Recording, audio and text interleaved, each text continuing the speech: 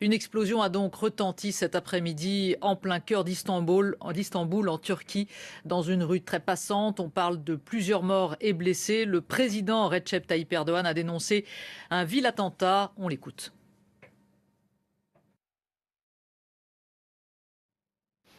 Premièrement, nous adressons nos condoléances aux personnes tuées dans l'attaque et nous souhaitons un prompt rétablissement à ceux qui ont été blessés sur l'avenue Istiklal aujourd'hui, autour de 16h20, heure locale.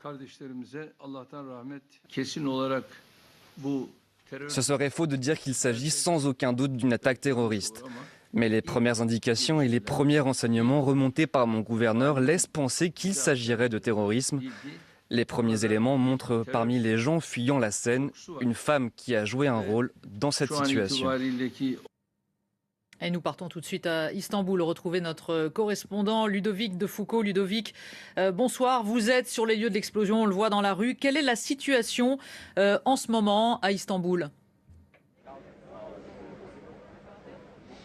Oui, effectivement, je suis à peu près 200 mètres de là où l'explosion a eu lieu. Vous voyez un barrage de policiers derrière moi.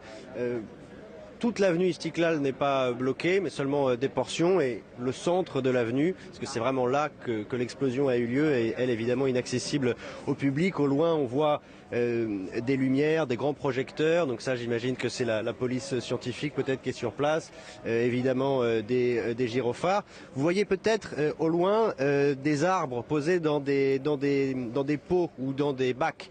Et à côté de ces bacs ou adossés à ces bacs, il y a des petits bancs. Et c'est sur l'un de ces petits bancs, sur ce genre de mobilier urbain, qu'une femme aurait donc déposé un colis piégé qui aurait donc explosé peu après, alors qu'elle avait déjà quitté la scène. C'est en tout cas ce qui semble apparaître quand on met bout à bout ce que les médias ont pu dire de cette explosion et les déclarations, on vient de l'entendre, du président Recep Tayyip Erdogan. Maintenant, les informations sont données au compte-gouttes.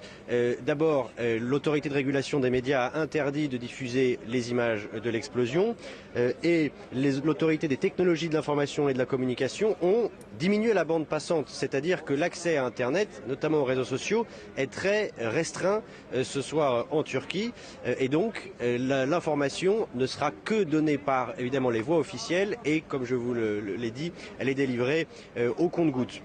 Il s'agit donc d'un attentat terroriste, c'est bien confirmé. Le bureau des enquêtes sur le terrorisme a d'ailleurs été saisi et a annoncé que 10 magistrats étaient déjà à pied d'œuvre. L'enquête devra déterminer évidemment s'il y a un groupe responsable de cette attaque. Merci Ludovic de Foucault, vous étiez en direct d'Istanbul.